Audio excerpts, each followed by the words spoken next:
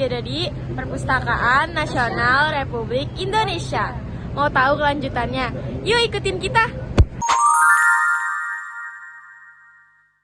Setelah pintu masuk, kita bakal dikenalin dengan peninggalan zaman lalu. Salah satunya yaitu ada perahu aksara. Perahu aksara merupakan simbol dari andil besar masyarakat bahari dalam perkembangan keberaksaan di Indonesia. Perahu aksara merupakan simbol andil besar masyarakat bahari dalam perkembangan keberaksaan di Indonesia. Interaksi bangsa Indonesia dengan bangsa asing melalui jalur perairan memungkinkan terjadinya pertukaran kebudayaan yang bermuara pada keragaman daerah di Nusantara. Oke, yang kedua di sini ada Dermaga Karya. Kita bisa lihat di sini. Dermaga Karya merupakan hasil dari pengenjauhantahan konsep kehidupan masyarakat bahari dan hubungannya dengan keberaksaraan kala itu. Dermaga yang merupakan unsur tak terpisahkan kehidupan masyarakat Nusantara merupakan ruang pertukaran berbagai aspek budaya termasuk di dalamnya bahasa dan aksara. Capaian tertinggi dari pertukaran kebudayaan antar bangsa ini menjelma karya-karya sastra. Setelah Dermaga Karya, di sini juga diiringi dengan pembuatan kertas daulang. Instalasi ini merupakan visualisasi dari pembuatan kertas tradisional asli Indonesia daluang. Kertas daluang telah menjadi media tulis naskah Nusantara sejak ratusan tahun silam. Daluang juga telah diresmikan sebagai warisan budaya tak benda Indonesia atau WBTB oleh Kementerian Pendidikan dan Kebudayaan sejak 2004 lalu. Proses pembuatan kertas berbahan kulit pohon saeh ini menggunakan pembungkus khusus yang dinamakan pamapet.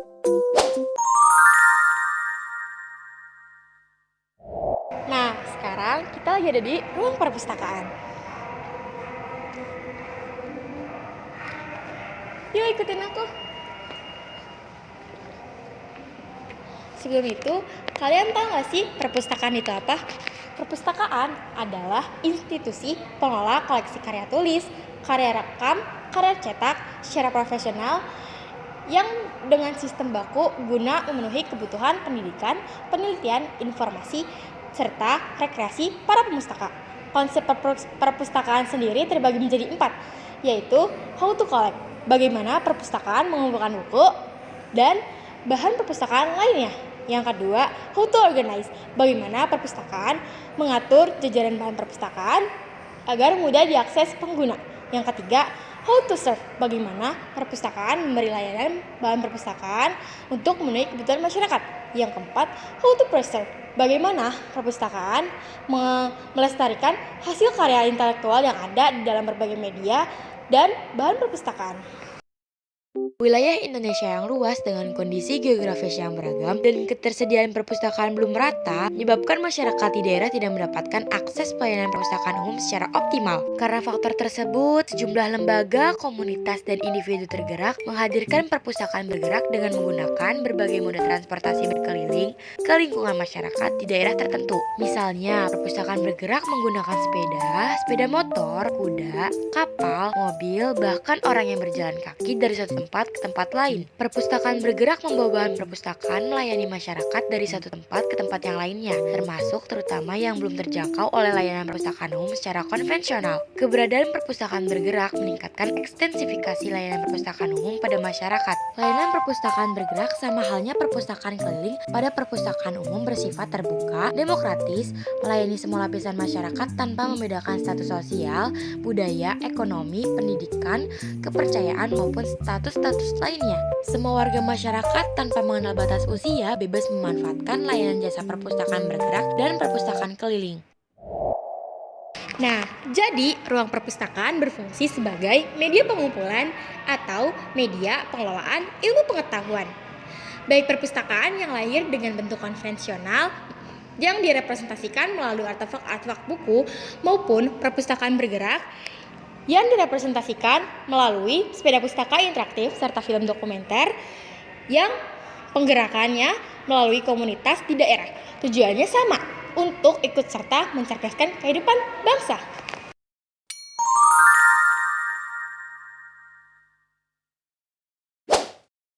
Nah, selanjutnya ada ruang peristiwa membaca. Peristiwa membaca. Kalian tahu nggak siapa itu membaca? Membaca adalah satu kegiatan atau cara dalam mengupayakan pembinaan daya nalar. Pada hakikatnya, membaca adalah suatu proses yang bersifat fisik dan psikologis. Proses yang berupa fisik berupa kegiatan mengamati tulisan secara visual dan proses mekanis dalam membaca. Proses mekanis berlanjut pada proses psikologis. Proses psikologis berupa kegiatan mengolah informasi dalam membaca. Proses psikologis itu dimulai ketika indera visual mengirimkan hasil pengamatan terhadap tulisan ke pusat kesadaran melalui sistem saraf. Melalui proses decoding, gambar-gambar bunyi dan kombinasinya itu kemudian diidentifikasikan, diuraikan, dan diberi makna.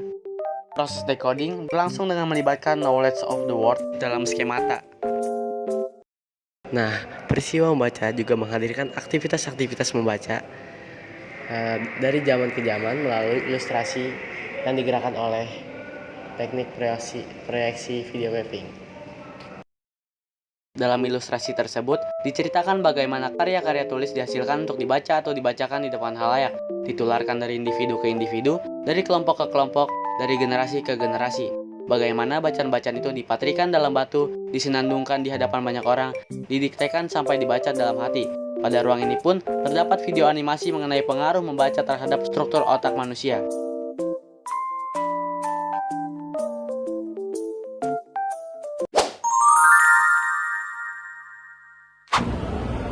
Nah, sekarang kita ada di ruang aksara.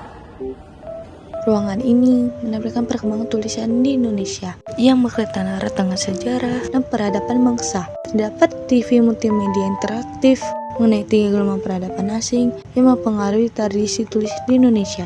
Sejarah aksara. 1. Era Hindu-Buddha. Dokumen paling awal menjadi bukti penggunaan tulisan di Indonesia adalah Prasasti Yupa di Kalimantan Timur yang berasal dari abad ke-5. 2. Era Islam. Periode kegemilangan kerajaan-kerajaan Hindu-Buddha menuju senja dan budaya modern Islam yang menawarkan pembaharuan mulai mengisi pengaruh lama. 3. Era Eropa. Penggunaan aksara Latin hampir di seluruh wilayah Indonesia seiring kedatangan Eropa sejak abad ke-16. Aksara-aksara ini berkembang pada periode-periode tertentu. Nah, ini adalah contoh aksara di wilayah Indonesia.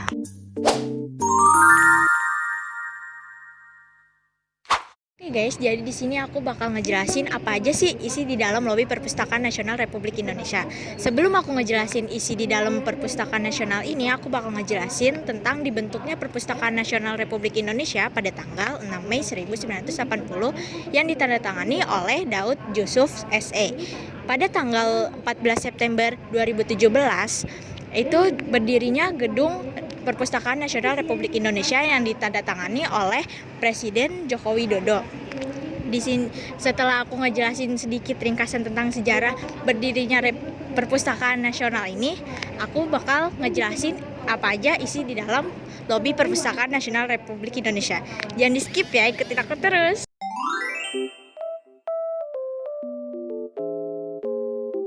Nah, jadi di sini aku udah ada di dalam Lobi Perpustakaan Nasional Republik Indonesia. Apa aja sih isi di dalam Perpustakaan Nasional ini?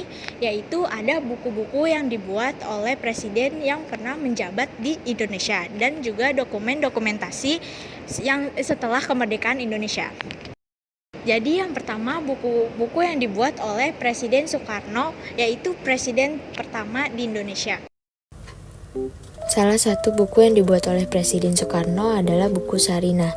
Buku Sarinah ini pertama kali terbit pada November 1947. Isinya merupakan kumpulan bahan pengajaran Bung Karno dalam kursus wanita.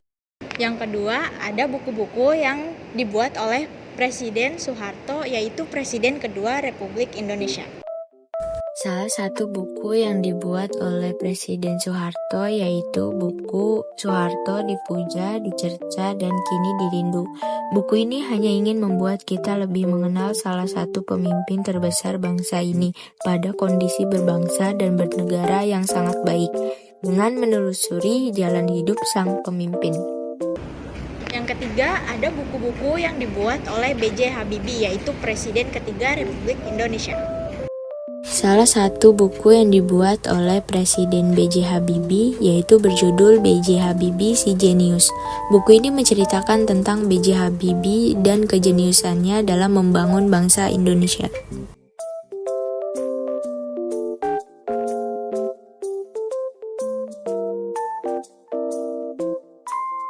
Yang keempat, ada buku-buku yang dibuat oleh Abdurrahman Wahid, yaitu Presiden keempat Republik Indonesia. Salah satu buku yang dibuat oleh Presiden Abdurrahman Wahid yaitu yang berjudul Biografi Gus Dur. Buku ini membahas kepemimpinan Presiden Abdurrahman Wahid atau Gus Dur.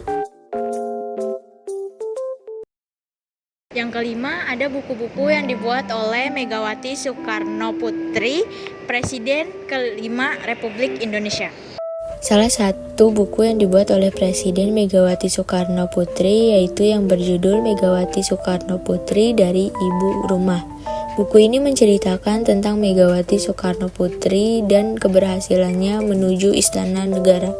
Yang keenam, ada buku-buku yang dibuat oleh Susilo Bambang Yudhoyono, yaitu Presiden ke-6 Republik Indonesia.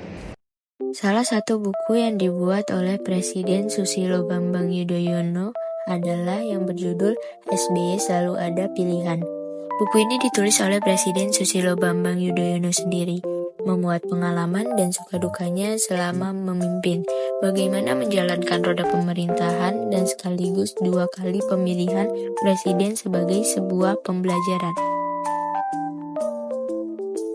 Dan yang terakhir, ada buku-buku yang dibuat oleh Joko Widodo, yaitu Presiden Republik Indonesia ke-7. Salah satu buku yang dibuat oleh Presiden Joko Widodo adalah yang berjudul Jokowi dalam Cermin Dunia. Buku ini berisi perjalanan Jokowi dalam perspektif prestasi, simpati, dan antipati. Dari tukang kayu, wali kota, gubernur, hingga Presiden Republik Indonesia. Nah, selain di lobi ini terdapat buku-buku yang dibuat oleh presiden yang pernah menjabat di Indonesia, di sini juga terdapat dokumentasi-dokumentasi kemerdekaan Indonesia setelah merdeka.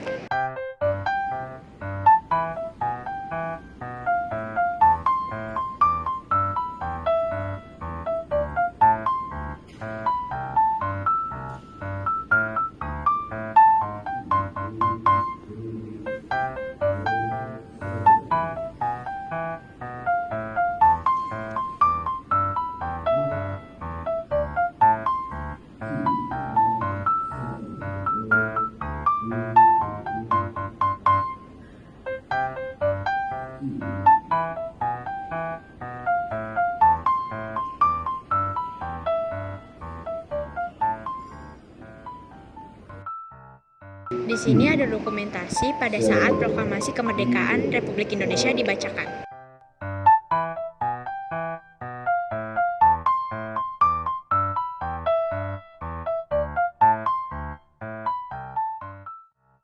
Nah, dokumentasi ini pada saat malam kesenian di Istora Senayan, Jakarta.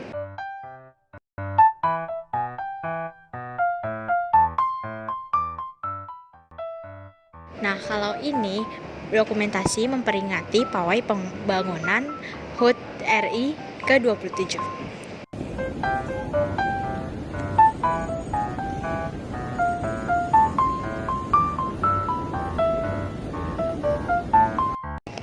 Nah, itu dia ruangan-ruangan yang sudah kita kunjungi selama 3 hari.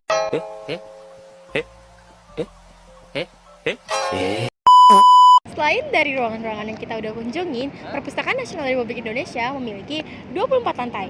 Di antaranya adalah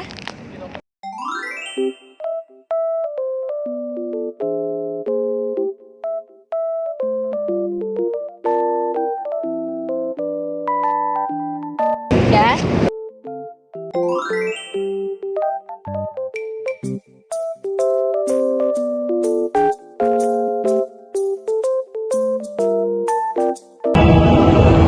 sebagai contohnya, kita akan kasih tunjuk isi dari belakang 8. Nah, jadi di lantai 8 ini adalah ruangan layanan koleksi audio visual. Nah, jadi di ruang layanan koleksi audiovisual itu ada banyak banget loh jenisnya. Kalian mau tahu? Ayo sini. Yang pertama ada dokumenter. Yang kedua ada fantasi. Yang ketiga ada animasi. Yang keempat ada petualangan. Yang kelima ada aksi. Yang keenam ada drama. Yang ketujuh ada komedi. Dan di sini kita ada banyak audio kayak lagu gitu loh, kayak ada pop Indonesia, ada pop barat, ada karaoke, ada jazz, terus ada rock, ada lagu anak, ada dangdut, ada instrumental, ada daerah.